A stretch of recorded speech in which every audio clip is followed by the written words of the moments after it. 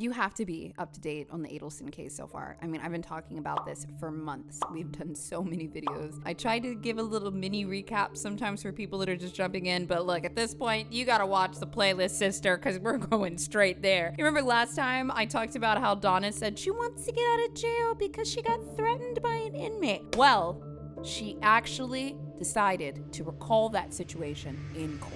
I have not seen any of this. I have barely seen her talk outside of her insane emails. Nikel, can you tell me really quick, on a scale of 1 to 10, how frustrated is this gonna make me so I can brace myself? Like, is this like a nice, comfortable 5? Or like, is she gonna be insane? It's a 7?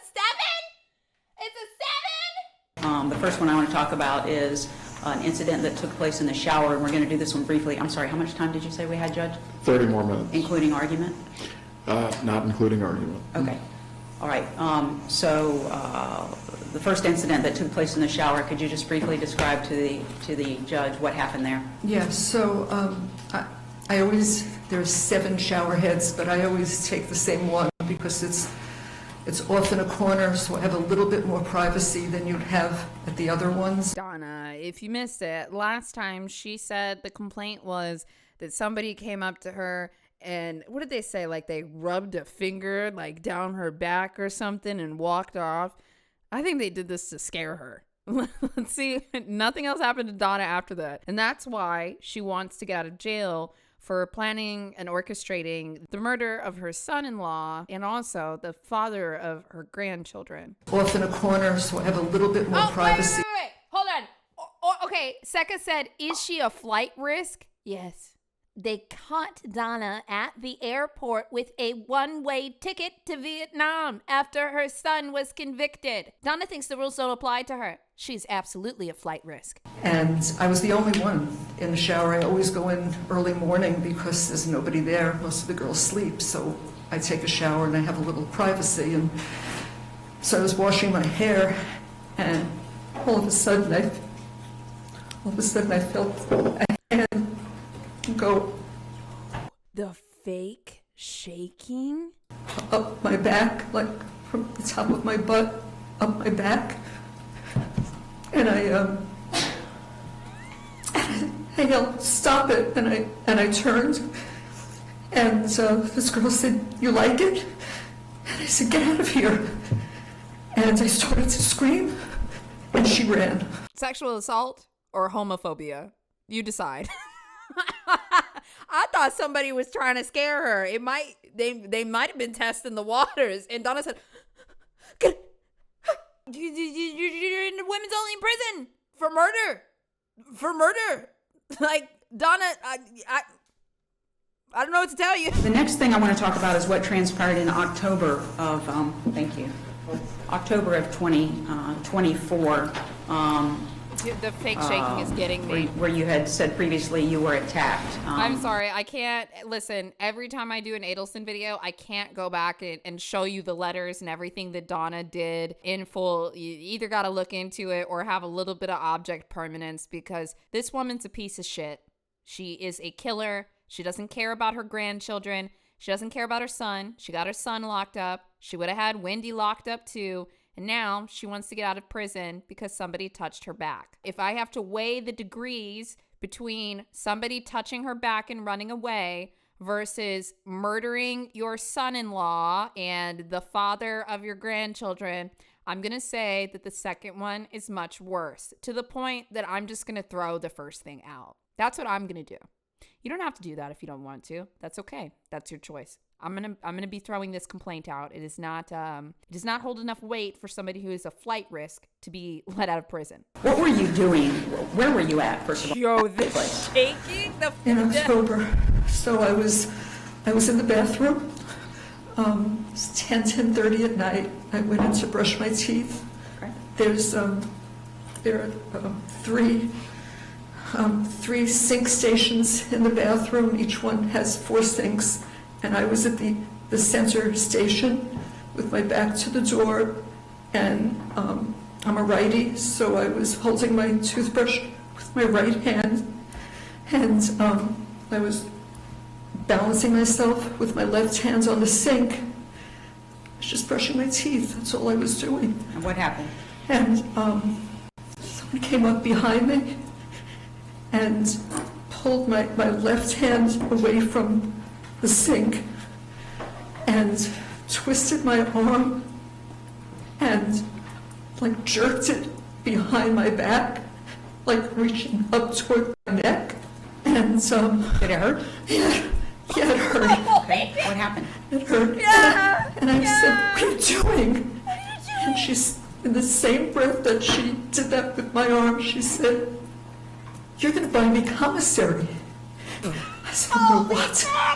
And she said, "Unless you want those pretty white teeth knocked out of your mouth, you're Bitch, gonna..." it's a prison. It's prison. It's prison. So, Donna, you are in jail now. And, honey, this is about to be the rest of your life. Because, first of all, the court trial's coming up. I'm going to tell you right now, get used to it, Miss Adelson. In fact, make some friends. Make some allies. You know how to do this, right? Tell her, yeah, I'll buy you commissary if you get me some more protection. Right now, you just look like a bitch. Do you know what happened to Damian Eccles in jail? He was part of the West Memphis. Was it the West Memphis 3? Yeah. Why was I thinking it was 5? He's part of the West Memphis 3, and he was wrongly convicted for many, many years of killing a young boy with his friends. So as a teenager, Damian Eccles was in a men's prison, getting assaulted every day by men over a crime that he didn't commit. So Donna, shaking up on the stand over somebody touching her back and telling her, "Buy me commissary," when you did it, you can go fuck yourself, man. "Unless you want those pretty white teeth knocked out of your mouth, you're going to buy me commissary." So I said, okay.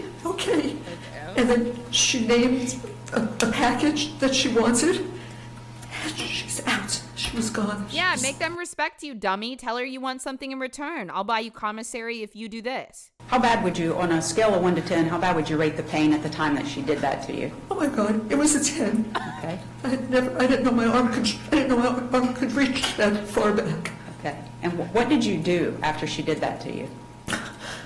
So, kind of stood there for a minute, and then I just thought, okay, I'm gonna go back to my bunk. And I went back to my bunk, and we got under the covers, and I cried. I don't think Donna cried because of the event. I think she cried because she realized that this is her life now. Based on those emails, if she could be a little mafia boss in prison. Okay, she's got the chops, but right now she's using her manipulation to try to get out of jail and instead ratting out other prisoners. It's not going to go well for you. During your entire time in the annex, did this particular inmate remain confined in that area with you? She was in the annex the whole time. Okay. And I know that you don't want to talk about who did this to you, because why? Why don't you want to disclose who it was? There's one thing I've learned since I'm there is you don't, the word is snitch. You don't snitch. You don't tell on anyone because you'll be sorry you did. And I've seen that. And so I didn't even tell you for a while. I wasn't going to tell anybody. I didn't want to tell anybody. I didn't want, she's a big woman, and I was afraid of her. And you said that she demanded that you were going to start getting her weekly commissary. Did you do that? Yes. Okay. Let me, can I have just one moment, Judge? Go ahead. It's just so performative. It's so performative. It is so manipulative. If I didn't see these types of behaviors in criminals right before my own eyes, I feel like the real world would be even more difficult. This shit has hardened me. This is so interesting. Shallow Eddie said she's in there with people better than her. That is so true. Like, even in the jail, there are people that didn't do it, people that are reformed, people that accepted their crime and realized that what they did was wrong. And Donna sees herself as above every single inmate when, like, yeah, there are people just like you in there. There are people worse than you, but there are also people that are better humans than you will ever be. And she thinks she's being persecuted. Prior to ordering commissary for this woman who attacked you, were you getting commissary for yourself? So I have an account, and you can buy up to $40 a week of food, and so I use that account to buy food, but not what she wanted. She wanted packages. Okay, let's make sure the court understands. When you say buy food, is there normal commissary through the jail or you were getting your commissary? Yes. Okay, and that's what you were spending $40 a week on for yourself? Aramark, yes. Okay, and what kind of items are you buying for yourself off of that? I try to get some protein. I buy tuna fish with mayonnaise and, Substitute meals, if you will? yes. Okay. No Because she noodles don't of want to eat any the kind. prison food. No. She don't want to eat the prison All right. food. Now, is there a separate way that you can order commissary on the outside for inmates? Yeah, Okay. I can't do that. And when you referred to packages, is that the method that the woman who attacked you said she wanted you to get for her? That's what she asked me to get her, yes. Okay, and these packages cost about $40 each, is that correct? 40 and then $10 for packaging or shipping, so it's $50 a package. Okay. Did she continue to find you in the bathroom and demand what packages that you would get ordered for her? Yes, And- she must have been keeping an eye on me, but when I was in the bath, those are the only times she would approach me is in the bathroom, and she would tell me what she wanted for that week. And did you make those orders through your husband? I called my husband. I didn't tell him what happened. I just called him and said, honey, I want some extra food. Would you mind ordering some packages for me? And he said, sure, honey. And he did. And he did that. And at the time that you were at your normal canteen, Dude, Donna got fucking humbled, man. Y'all know she was living a nice life in Florida. They were financially well off. Even her son, Charlie, he had a dental office. They were really set up. But now Donna has to call her husband, who's free, which she's resentful about that, and ask him for $40 so she can get some tuna fish. Because she doesn't want to eat the prison food. And this is her life now. It's crazy. Things don't happen this fast. It didn't happen overnight. This was months of her plotting to kill her son-in-law. You miss that mansion in Florida, don't you, sister? all right, I want to talk briefly about your time in protective custody. How big is the room that you're in? 6 by 9. Okay. Jail. Whoa, that was precise. What are you, a carpenter? What the fuck? I didn't expect her to say 6 by 9. I thought she was going to say, it's very tiny. Yeah, Donna, it's a jail cell. It's interesting to me that they bring this up in court like the judge is unaware of where she could be. How big is that mysterious place that we've sent you to? Why is that a question? Bitch, hold on, bitch. This is a big room. 6 by 9? Johnny, you just shot yourself in the foot. You got a 6 by 9 by yourself. I think we sitting pretty, sister. Hold on. That's enough of that. Oh, shit. BOZE definitely isn't a carpenter. It's because I didn't want Jesus to feel threatened. Okay. During your hour 3 days a week and your 20 minutes 2 days a week, is that when you are given the opportunity to take a shower? Yes. If you have time to walk, that's when you walk? So on an hour day, I'll walk for 40 minutes or about, and then I'll take my shower at the ends of that, so I get my shower in. Okay, and laundry also, that's what you use that All time of that, for? yes. Other than that, you're locked inside that room? Yes, I am. Okay.